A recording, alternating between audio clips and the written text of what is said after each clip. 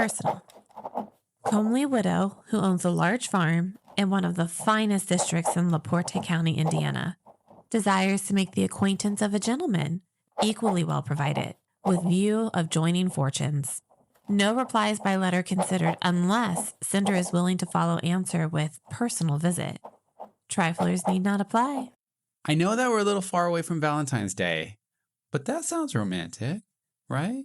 Right? I mean, triflers kind of throws me off a little bit, but you know. Well, you know, it meant different things back then. So trifling, good for nothing type of brother, not that.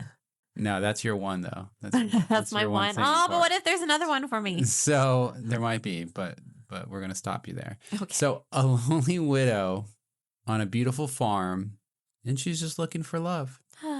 Someone's swiping, right? Now, yeah. I honestly don't know which way the good swipe is. Do you? Left, right? I don't have a Tinder. Okay. Well, I have a good. you. It's a good answer. So maybe you'd answer this ad if you saw it in 1907. You pack your bags, you're going to withdraw your life savings, and you're going to head to beautiful Indiana to meet this comely widow. Now, to be honest, though, times do change. They just don't change that much. This is Catfish by newspaper. And at least 40 men did exactly that. None of them came home, and not because they were having a good time.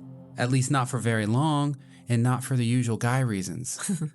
So the woman who wrote that ad was Belle Gunness, 5'9", over 200 pounds. Wow, well, you gotta stop Listen, there. Now, not to weight shame, but it is pertinent. Okay.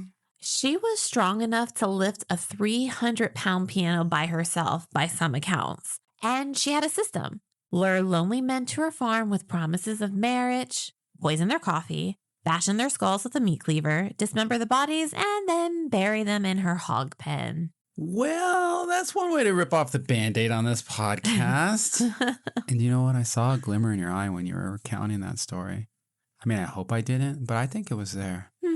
Now, if this sounds like every Saw movie you've ever seen, let me tell you another part of this story. In April 1908, her farmhouse burned to the ground. In ashes, they found 4 bodies, a headless woman, and 3 children. Not with the kids again. Yeah, unfortunately. It's not going to get any better. Okay. Now, everyone assumed Belle had died in the fire, but... Then they started digging in the yard. And digging. And digging. And they stopped counting bodies after 11. Could they just not count higher? Well, we'll get there too. Because here's the haunting question. That headless corpse in the basement, it was 5 inches too short and 50 pounds too light to be Belle Gunness. So where was Belle? Well, maybe she burned in that fire, or maybe, just maybe, she walked away from that inferno. Maybe she slipped into the night. Maybe she kept on making a good, strong cup of coffee. We didn't start the fire. Sorry. That's two. That's what you're over your limit. It's your luxury tax now.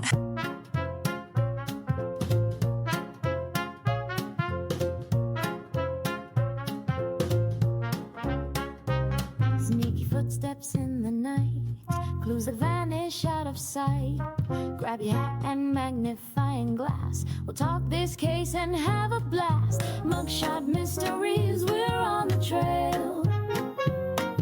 Twists and turns that never fail. Laughs and chills, it's quite the show. Who did it?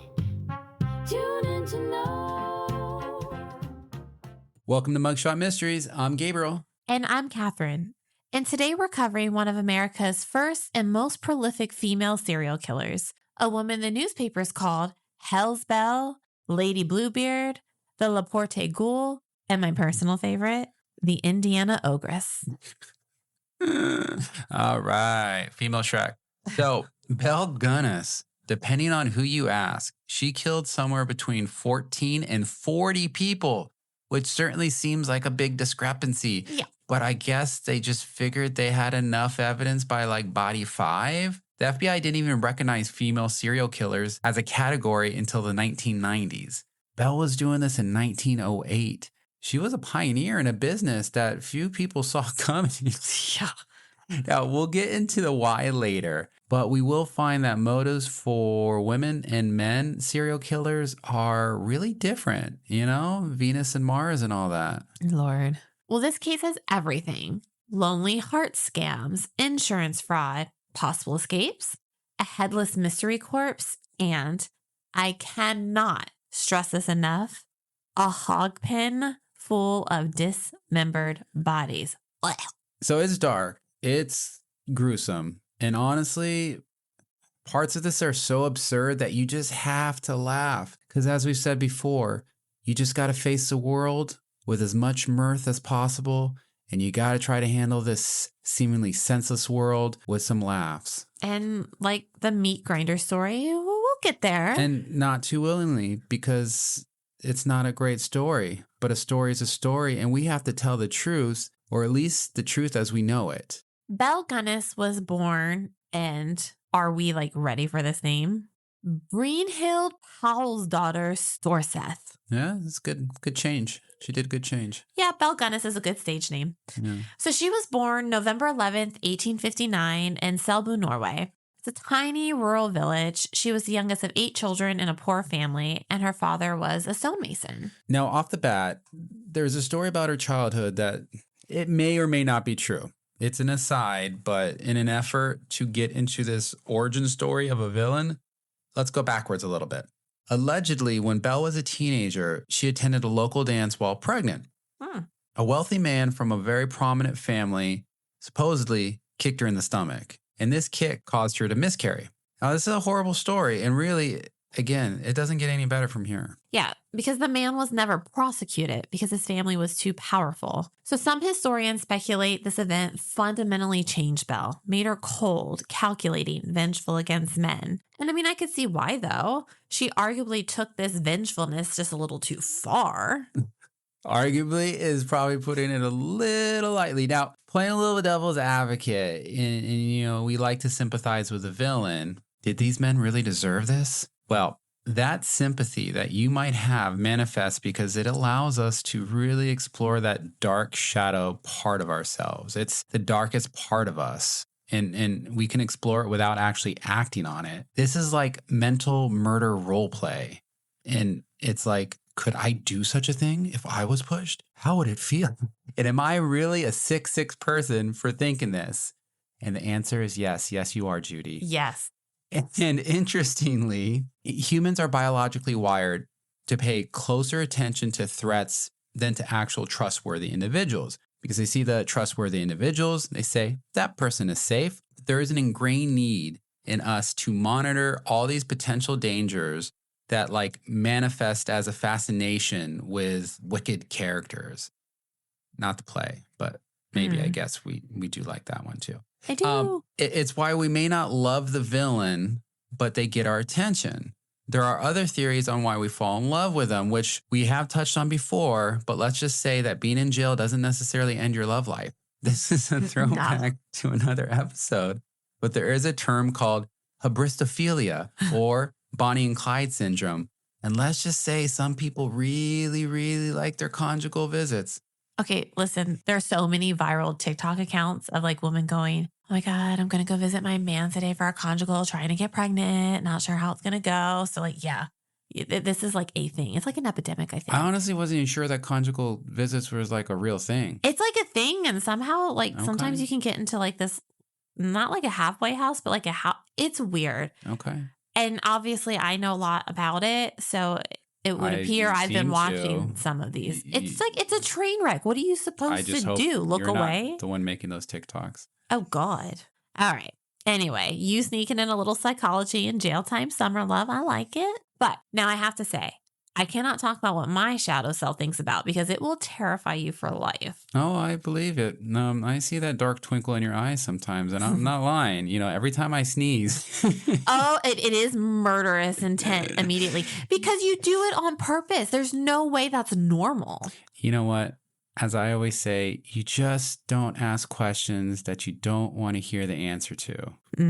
All right. Well, going back to it, Chicago in the 1880s was a boomtown. It was a massive Norwegian immigrant community. And Belle, who was now going by Belle instead of Brynhild, got to work. And in 1884, she married a fellow Norwegian immigrant named Mads Sorensen. And I cannot tell you how much I like the name Mads. Like, I am oftentimes Mads when I'm driving. Yay, LOL mom joke. Hey. Now, I can corroborate this because speaking of the dark Kathryn version, it's a good thing we don't live in an open carry state. And this is probably the reasons why we don't. Wow. Now, this is where things start getting suspicious because the Sorensens open up a confectionery store in Chicago. Within a year, that place burns down. Just a lot of caramel all over the place. And guess what? Insurance payout. Sweet payout. Yep. Well, their house also burned down. And guess what? Another insurance payout. And Kathryn, I think we're noticing a pattern here. LOL, yes. Like George B. fooled me once, and we're definitely seeing a trend or a streak, they call it. But wait, it gets better. Belle and Mads had 4 children, but 2 of them died in infancy from acute colitis. Both were insured, which, dear God, that is horrible. It's one of those things you don't want to be true, but if you guys haven't figured it out by now, this world is absurd.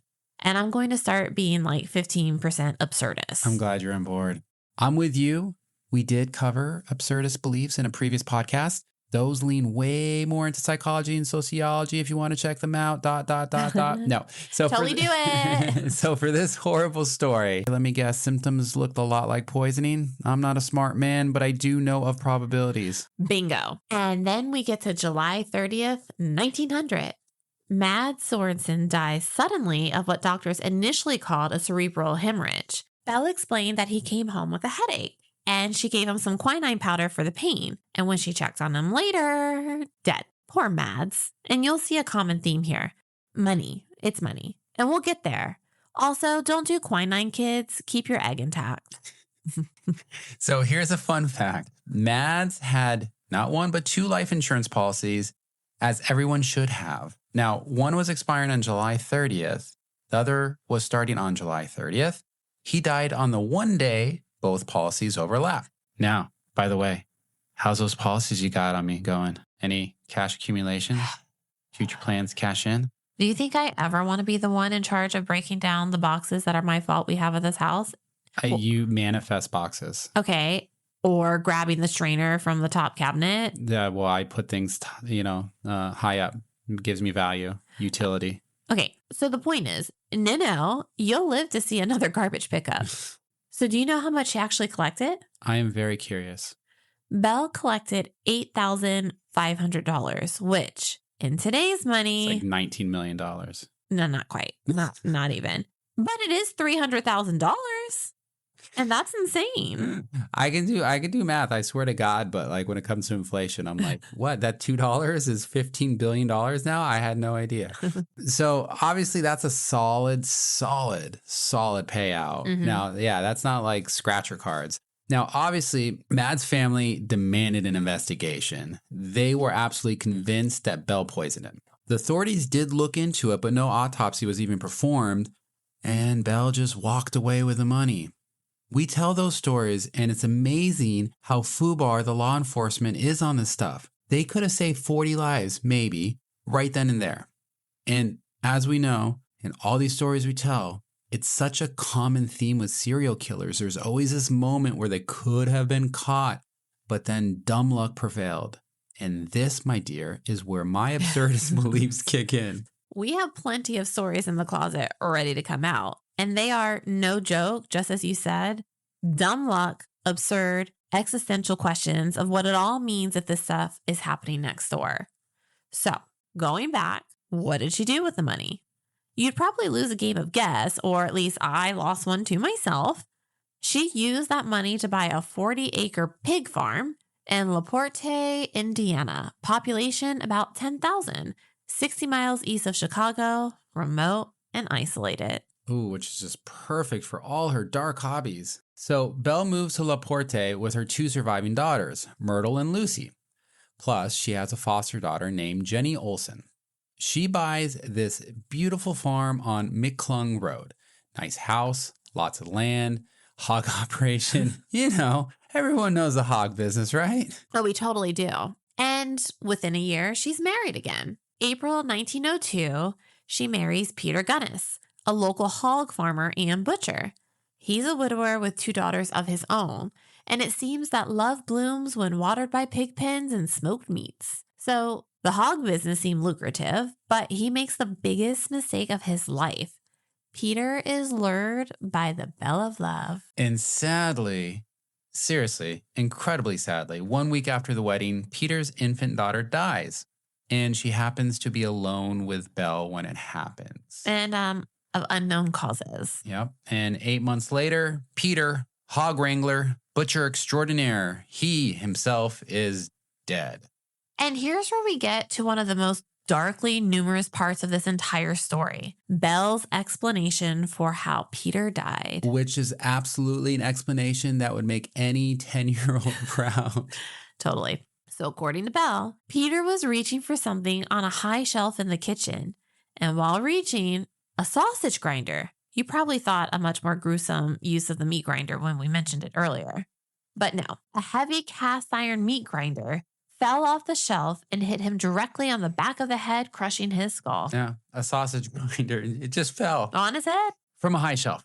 Killing him instantly. And everyone bought this, huh? Well, there was an inquest. A coroner's journey was convened, and Jenny, which was Belle's foster daughter, actually testified that she had witnessed the accident. The jury ruled it accidental death, and Belle collected another insurance payout, $3,000. Which in today's money is $72 million. So to be honest, your character witness being your foster daughter, when you're the Harry Potter of the house, this seems dubious, especially when you have to answer to this black widow, 200-pound black widow. I would say anything. At this point, Belle had killed at least 2 husbands, probably 2 of her own children, and her new husband's baby. She collected thousands in insurance and no one had arrested her. Good on you, old-timey law enforcement. I think it's quite possible that they were also afraid of this woman. Totally. So Peter's brother came and took his surviving daughter away from the farm. That girl is the only child known to have survived living with Belle Gunness. Smart uncle. Yeah. And now Belle was a twice widowed woman with a large farm, cash in the bank, and here's the thing. She was pregnant, and she gave birth to a son, Philip, after Peter's death. And somehow she wanted more money? She wanted a lot of money, and possibly feeling like her old side hustle was on the verge of being found out, like any good businesswoman, she pivoted to brand new endeavors. Starting in 1903, Belle began placing personal ads in Norwegian language newspapers throughout the Midwest. The Scandinavian in Chicago, the Minneapolis Tidende, papers that reached massive Scandinavian immigrant communities across the upper Midwest. And the ads were genius. She presented herself as a prosperous widow looking for a partner to help her run her successful farm. She emphasized that she wanted a man who was equally well provided, which was code for a bring cash. And that last line, triflers need not apply, had me rolling obviously. The translation being, don't waste my time unless you're serious, and by serious, I mean wealthy. Now that last line today, Kathryn, if it was written, would say, trifling bitches need not apply. Her mailman later said she wrote 8 to 10 letters a day and received just as many. Girl was running an operation. The process was always the same. She'd exchange letters with these men, sometimes for months. She'd build up a relationship. She would gain their trust. She'd ask really detailed questions about their finances, obviously. How much land did you own? What were their savings? Could you liquidate assets? Does their 401k allow for early withdrawals? All accents, by the way, are apparently British. The Norwegians sound like this. Carry on. Was their health dubious? Were they adept at digging holes? Only some of these questions I've made up. And then she'd invite them to Porte. Come prepared to stay forever, she'd write. And where's your British accent? I'm saving it for a rainy day. Oh, okay. Yeah. Thought you were English and all that. Anyways, that is incredibly chilling, right? In retrospect, that is like some Stephen King type stuff there. Come for lobster, but stay for the grave. And one of her most documented victims was Andrew Helgeline, a bachelor farmer from Aberdeen, South Dakota. They exchanged about 80 letters over 16 months. And her final letter to him read, "My heart beats in wild rapture for you. My Andrew, I love you. come prepared to stay forever. You can see she had a way with words. Yeah, you never wrote anything like that to me. Well, you're still alive, aren't you? I don't know how that means anything. So Andrew sold his farm. He withdrew his entire savings, which specifically was like $2,900, which not bad if that was your savings today. However, that's like $90K now. Mm-hmm. And he traveled to Indiana in January of 1908. And a few days after he arrived, Belle took him to the bank to deposit his check. The bank teller suggested she leave some money in the account for safety, and Belle refused. She took it all in cash. And tell us what happened to Andrew. Gone. The very next day. No one ever saw him alive again. And Andrew was far from the only one. Let me run through some of the others. You can go ahead. Sit down for a while. Old Budsberg, an elderly widower from Wisconsin. He arrived in April 1907 with $1,000 in cash from a mortgage he just sold. Disappeared. John Moe from Minnesota. He brought $1,000. He disappeared. George Barry. He showed up with $1,500. He disappeared. Henry Gerholt from Wisconsin. Guess what? He disappeared. And neighbors noticed that Belle always seemed to have male visitors. Different men every few weeks. She'd introduce them as cousins from Kansas or business partners from Chicago. They stay for a few days, maybe a week, and then nothing. They just be gone.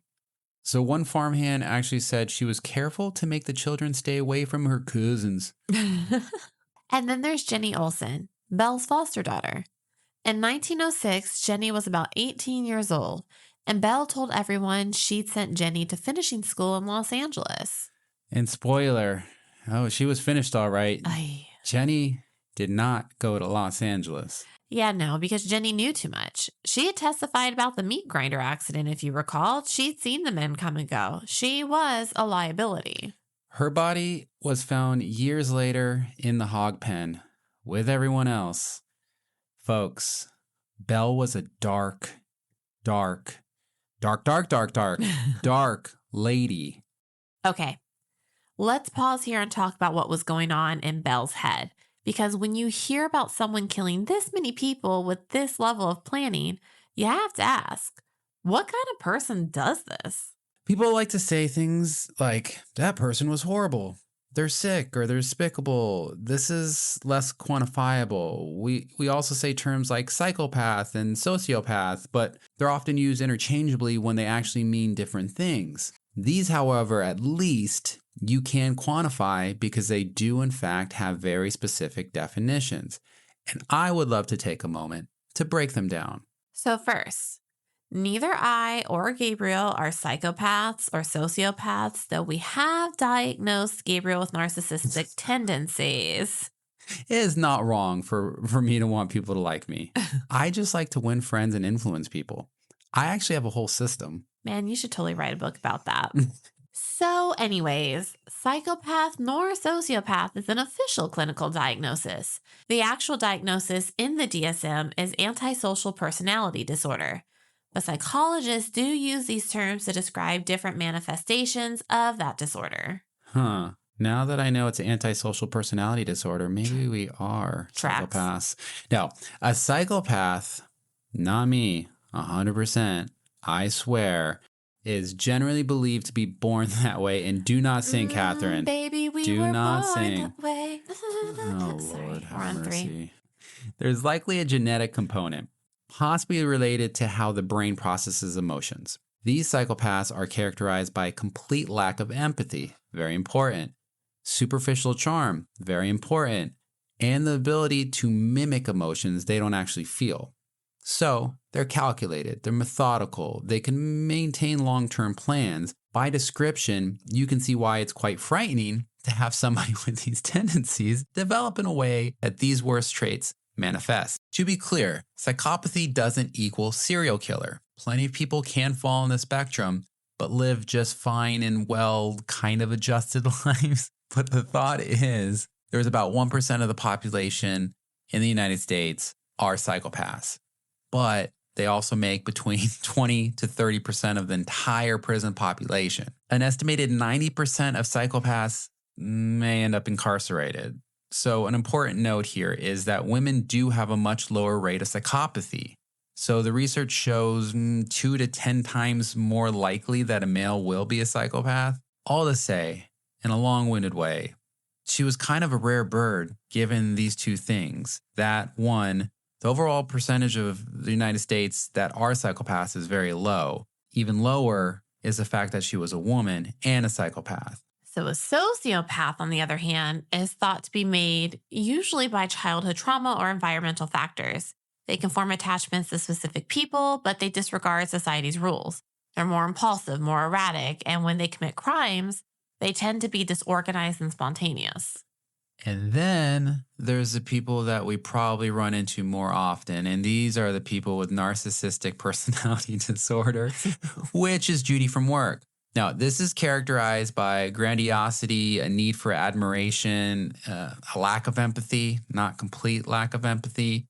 Narcissists see themselves as special, and they believe that they're entitled to use others for their own gain. Now, again, if that sounds like every friend you girls have ever broken up with, maybe you're onto something. I mean, it sounds like a former boss of mine. I had never truly met a narcissist until I met them. And I was like, oh, shit. I get it now. Totally. Anyway, so where does Belle fit? Again, based on what we know about her, Belle shows hallmarks of psychopathy more than sociopathy. Her crimes were really well organized. She maintained these elaborate personas in her letters. They were warm, they were romantic, they were vulnerable, while also planning these murders behind the scenes. She could shift seamlessly between a loving widow and a calculated killer who had life insurance policies. So psychologists call this cubing, which is the ability to present different faces depending on what's needed in the moment. Today, you're a charming pen pal. Tomorrow, you're a grieving widow. The day after, you're dismembering a corpse. No emotional conflict, no remorse. Now, research on female serial killers specifically show that their motives are usually different from male serial killers, like we were talking about. Men, they often kill for sexual gratification or power fantasies. Women statistically kill for financial gain. Okay, I have to say, when you were talking about men killing for sexual gratification, I almost said pigs. And then I thought, oh, Belle did have pigs. So maybe that would have been a poor choice of words. Well, I think there's a stronger word for men who kill for sexual gratification. Probably too intense for this pod. But anyway, we're talking about the differences of the two. And the methods differ too. Male serial killers tend towards strangulation, stabbing, physical violence. Female serial killers, poison. It's quiet. It's deniable. And Belle's weapon of choice, strychnine in the coffee, followed by a blow to the head to finish the job. The Black Widow archetype, the woman who kills husbands or romantic partners for money, fits Belle pretty perfectly. She used societal expectations about women to her advantage. Who would suspect this comely widow of violence? Women weren't supposed to be capable of this. I once told you to leverage this girl thing like mental Aikido, but she excelled a little too well. She leveraged this like she was a sumo wrestler. Wow. Now, that she was built a bit like one is probably a coincidence. I'm not saying that. Wow. Well, I can't disagree that that's exactly why she got away with it for so long. The FBI didn't even create a category for female serial killers until the 1990s, like we said. And in 1908, the idea that a woman could do this was almost incomprehensible. She was breaking gender barriers that, quite frankly, you really didn't want people breaking. And you know what? Speaking of breaking, this brings us to how it all fell apart. In 1907, Belle hired a farmhand named Ray Lamphere. He was 38 years old, kind of a drifter, not too bright, and this is important. He fell in love with Belle. We'll bring this up, but how bright is up for some debate. And you know what, Kathryn? They became lovers. Oh. Ray thought he was special. Eesh. He thought maybe he'd be the one she kept around, given her being a finalist in The Bachelorette and all. Yeah, well then Andrew Helgling, he showed up in January 1908 with his 2,900. And Belle kicked Ray out of his room in the house and told him to sleep in the barn, like you do. And Ray did not take this well. Ray did not like hay. No. He got jealous, confrontational. Belle fired him in February 1908, but Ray would not go away. He started showing up at the farm, peering through windows, creepy, and making threats.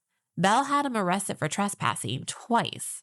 She even tried to have him declared insane, like, you do with exes. And again, not much has changed. Don't stand in front of my car. Move. Now, here's where things get dicey. Ray knew things. He'd been on that farm for months. He'd seen the men come and never leave. He'd help Belle with chores that probably involved more than feeding pigs, or maybe involved just that. Dark chores, tending to some really dark-ass Wilbur the pigs. Wow. Well, he once told another farmer, Helgleen won't bother me no more. We fixed him for keeps. Because he was all about discretion, of course. We fixed him. Ray was either an accomplice or he knew exactly what Belle was doing. Now, depending on how intellectually deficient he was. Exactly. And meanwhile, Andrew Helgleen's brother Isle was getting worried. Andrew had promised to be home in a week, surely. Weeks turned into months, and Isle found the letters Belle had sent Andrew and wrote to her directly asking where his brother was. And Belle's response? Oh, Andrew left for Chicago. He sent me a letter saying not to contact him. Classic. Isle didn't buy it. He told Belle he was coming to Laporte to look for his brother himself. And that's when Belle knew the walls were closing in. She had a jealous ex-farmhand who knew all her secrets, and now she had a victim's brother who was threatening to show up and start asking questions. And on April 27th, 1908, Belle kept her 3 children home from school. She went into Laporte and did 2 things. She visited a lawyer to write her will, and she bought a large quantity of kerosene. And she told the lawyer, I'm afraid that fool Lamphere is going to kill me and burn my house. Setting up an alibi, planting the seed. And that night, in the early hours of April 28th, 1908, the Gunness farmhouse burned to the ground. Joe Maxim, the farmhand Belle had hired to replace Ray Lamphere, he woke up around 4 in the morning to the smell of smoke. The house was engulfed. He barely escaped. And by the time firefighters arrived, there was nothing left to save. When they searched the basement, they found 4 bodies, 3 children huddled together, and the body of a woman. And guess what? That woman had no head. And no head was ever found in the rubble. Ray Lamphere, her lover, was immediately arrested. He had been seen near the property that night. He was wearing Joe Moe's overcoat and Henry Gerhardt's watch, and these are real names once again. And these were all the items belonging to the men who had visited Belle and vanished. And the initial assumption was that Ray had finally made good on his threats, killed Belle and her children, and burned the house to cover his tracks. Case closed, right? Wrong, because Isle Helgelian showed up. And when Isle arrived in Laporte and heard about the fire, he went straight to the sheriff. He wasn't there to mourn Belle. He was there to find his brother, and he wasn't leaving until he did. So Isle talked to Joe Maxon, the farmhand. He asked if there was any areas on the property where dirt had been disturbed. Joe had mentioned that Belle had made him haul many loads of dirt to the hog pen and dump them in certain spots. She said to fill in soft depressions. Yeah, well, on May 3rd, 1908, Isle and the sheriff started digging in the hog pen. And almost immediately they hit something, a burlap sack. Inside, 2 hands, 2 feet, and a head. And Isle recognized his brother's face. And guess what? That's just the beginning. They kept digging. More burlap sacks, more bodies, torsos hacked apart, limbs separated from shoulders, masses of bone, men, women, children. The remains were so decomposed and so dismembered that identification was truly nearly impossible. So they found Andrew Helgelian, Ole Budsberg, Joe Moe, Henry Gerhardt, Jenny Olson. And again, Jenny Olson was the foster daughter who supposedly went to California. Then they found 2 unidentified children. And the digging went on for days. They stopped counting after 11 complete sets of remains, but there were so many fragments that the actual number could be much, much higher. Yeah, and now going back to stopping at 11, they didn't stop at 11 necessarily because they were lazy. They stopped because they couldn't match anybody up anymore. There was just parts. And while this horror was unfolding, something else happened. A very American thing. Tourists. The TMZ tour bus made its way over there. That's wild. thousands of people descended on Laporte, and at the peak, there were an estimated 15,000 spectators watching them dig up bodies. Vendors sold refreshments, gross, souvenirs, and I mean, it was like a macabre carnival. This was America's first true crime tourism event, and we wonder where our obsession with this stuff comes from. Mm-hmm. Okay, so now we get to the central mystery of the case. The headless body in the basement, was it Belle Gunness? Guess what? The doctor who performed the autopsy said no. The body was 5 inches shorter and about 50 pounds lighter than Belle. Now, she was a large woman, not to harp on this, and she was 5'9" and over 200 pounds. This corpse was much smaller, even without a head.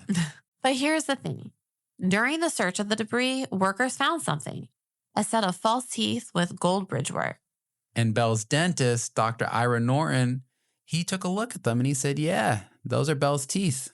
He had made them himself. That's what they did back in the day. So, case closed?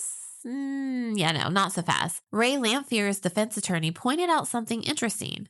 The fire had been hot enough to warp metal, to turn bone to ash. But these gold teeth? Pristine, barely damaged, almost like they'd been placed there? And so the theory obviously was that Belle removed her own teeth or had a spare set made and planted them in the rubble to fake her own death. All right, so then who was the headless woman? Well, guess who Ray said it was? Okay. He confessed multiple times, each time with different details. His most detailed confession came on his deathbed in 1909. He said that the headless woman was a random victim Belle had lured to the farm specifically to serve as her body double. And according to Ray, Belle killed this woman, drugged her own children, removed the woman's head to prevent identification, and set the house on fire and fled. Because Belle was a dark, dark woman. Beyond. He said he drove her to the train station that night, and she escaped to Chicago with a suitcase full of cash.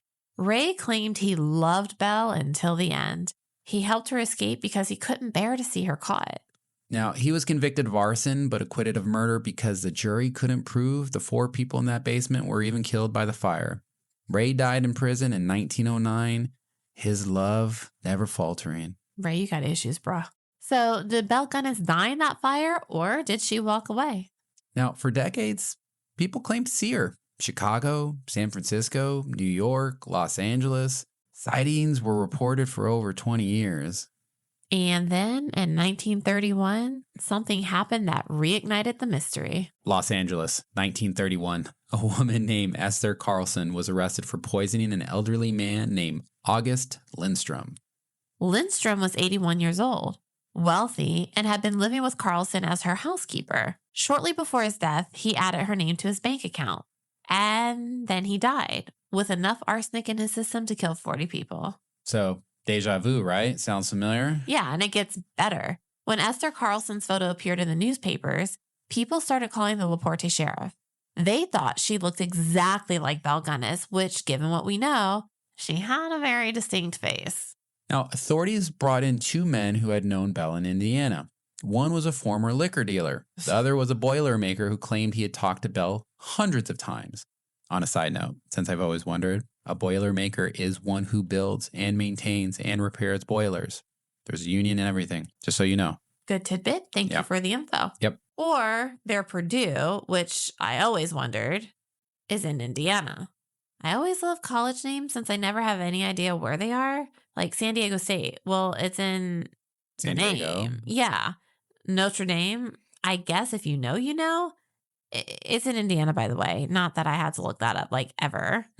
Okay, so anyways, back to the show. They viewed Esther Carlson's body. She had died of tuberculosis while awaiting trial, and both said the same thing. Yeah, that's Belle Gunness. And the boilermaker specifically pointed to her mouth. He said she had the same peculiar twist to it. And in Esther Carlson's trunk, police found photographs of 3 children who looked remarkably like Belle's kids, which, by the way, dude, you kill your kids and you're going to keep pictures? Like, you don't even deserve the pictures. Well, supposing that is actually Belle. So Whatever. Carlson had no documented history before 1908. She was the right age. She used the same method, poison, and she'd killed multiple men for money before Lindstrom. Her first husband drowned 9 months after their wedding. Her second husband died of stomach cancer after 18 months of a mysterious illness. Another man living in the house committed suicide by swallowing strychnine. So was Esther Carlson actually Belle Gunness? Well, sure killed like her. And here's the twist. A Norwegian researcher named Knut Erik Jensen spent years investigating this. He found evidence that Esther Carlson existed as a separate person before 1908. Census records, employment history, documentation that puts her in Hartford, Connecticut, all while Belle was still in Indiana. So either the records are wrong or Esther Carlson was a completely different serial killer who just happened to look like Belle and use the same methods. I mean, it's an amazing coincidence. Which might be the most unsettling option of all. Two women, same era, same method, both Black widows, both getting away with murders for years. Two most likely psychopaths who had zero empathy but a deadly ability to plan. The 1931 sighting was the last credible report of someone who might have been Belle Gunness. If she was still alive, she would have been about 72 years old. Definitely still young enough to continue in her deadly trades. Maybe even wiser. Maybe even more efficient. Maybe there are bodies buried in a log trough that only God and her know about. Maybe a farmhand simpleton after she got rid of Ray. For nearly a century, the question lingered. Did Belle Gunness die in that fire? In 2007, forensic anthropologist Stephen Naraki and a team from the University of Indianapolis decided to try to answer it, once and for all. And like they do, they exhumed her body and that had been buried as Belle Gunness in Forest Home Cemetery in Chicago. And immediately, they found something weird. The coffin contained not just adult bones, but also the bones of two children mixed in. These weren't Belle's known children. Their graves were separate and intact.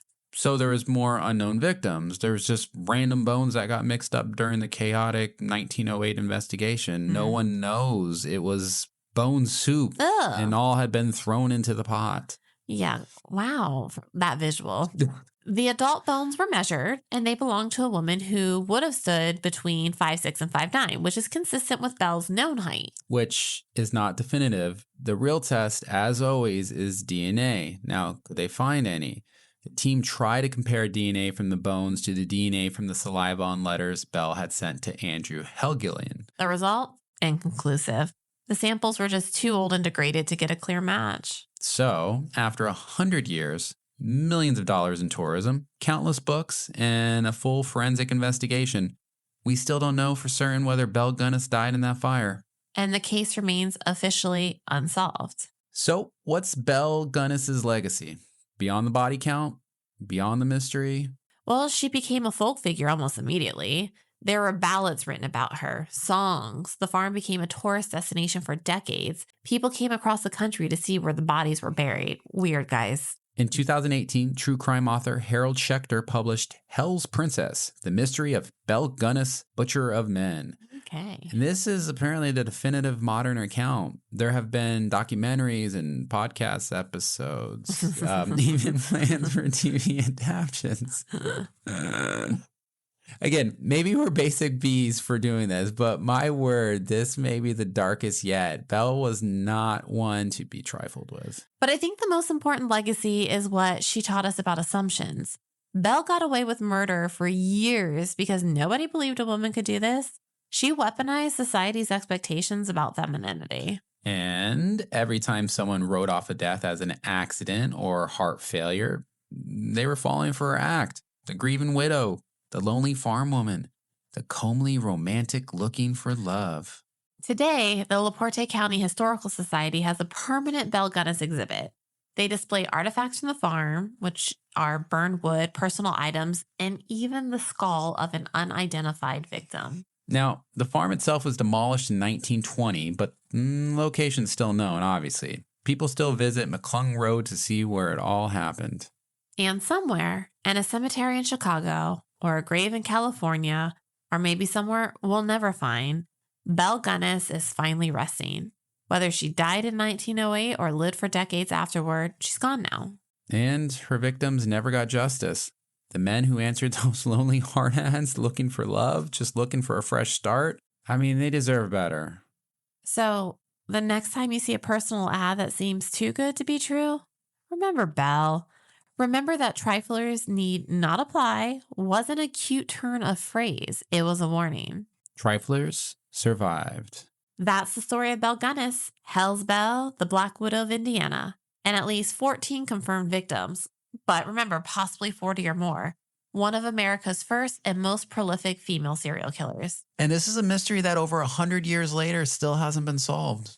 And if you enjoyed this episode, subscribe wherever you get your podcasts. Leave us a review. Click that 5-star. It really does help people find the show. We need the algorithm gods to love us. And, hit us up. She makes me say socials. And hit us up on our socials. But don't forget, what are our socials, babe?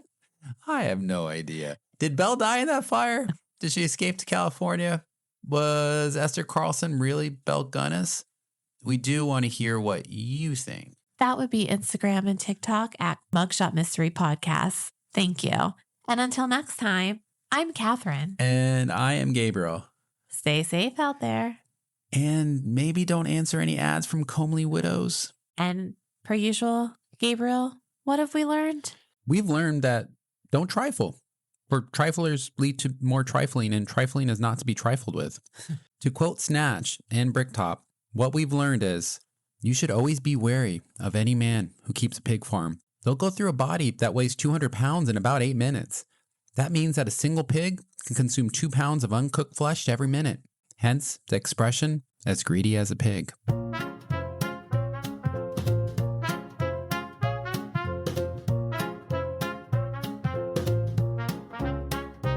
Sneaky footsteps in the night, clues that vanish out of sight. Grab your hat and magnifying glass. We'll talk this case and have a blast. Mugshot mysteries, we're on the trail. Twists and turns that never fail. Laughs and chills, it's quite the show. Who did it? Tune in to know.